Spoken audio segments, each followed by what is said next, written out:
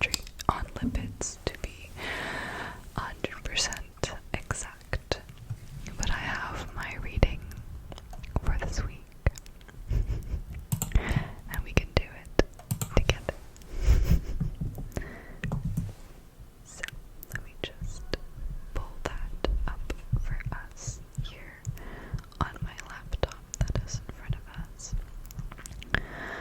And I have some triggers prepared, as always,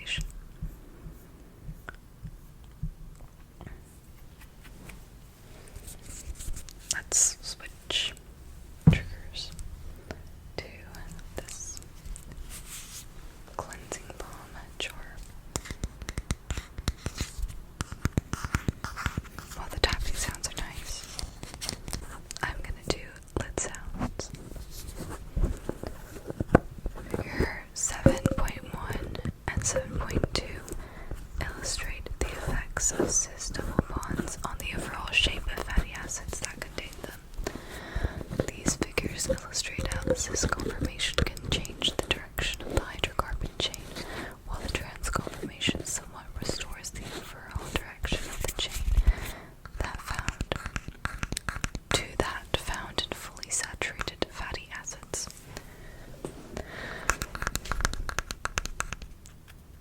Did I skip a line? Whatever. Because each cis bond can bend the direction of the chain by 30 to 40 degrees, two successive cis bonds, such as occur in linoleic acid, can substantially bend the chain by as much as 60 to 80 degrees.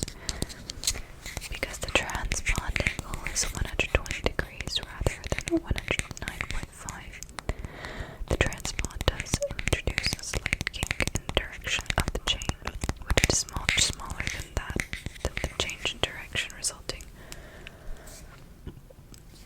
from a cis bond. It can readily be appreciated how the more bent conformation of cis fatty acids could interfere, with packing in a crystalline lattice and thus lowering the melting point if present in significant amounts. In examining figure 7.2, obviously I'm not going to show you guys the figures. One might wonder how any system of fatty acids with chains like linoleic acid mixed in could ever crystallize, because the deviation in direction is so great. I'm gonna try something. Actually, this figure overemphasizes the distortion, since it should be remembered that the chains can rotate about all the single bonds, such as the C10, C11, and C11, C12 bonds, which for some rotational values would have the effect of partially restoring the chain direction. A major role of fats is energy storage. As can easily be seen, the structure of fatty acids differ from that of molecules in gasoline, for example, which are primarily simple hydrocarbon chains. Carbohydrates, the principal energy storage molecule of plants, with many carbon-oxygen and oxygen-hydrogen bonds, are already partially oxidized. As a result, they are soluble in water, but contain much less energy than fats. In addition, fats contain more than twice as much energy on a per weight basis than either carbohydrates or proteins, and thus are an ideal energy storage molecule for mobile organisms. Every time I look away, I lose where I am. Also, tell me if you guys like with the cover or without.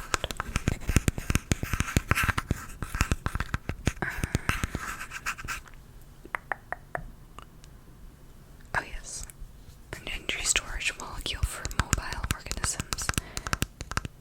A cheetah cannot afford to drag along unnecessary weight as it sprints after a gazelle, and neither can the gazelle.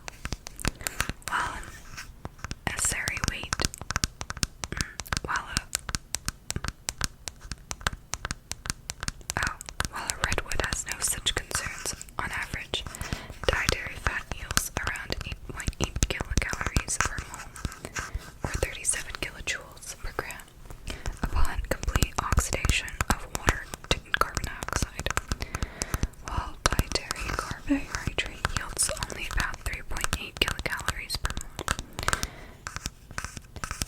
The one case where most plants do need to have high energy content in a small package is in their seeds, where they are imparting energy legacy to their own offspring. Thus, plant oils are most often pressed from seeds such as peanuts, corn, soybean, flaxseed, and sunflower seed, or olives. Table 7.3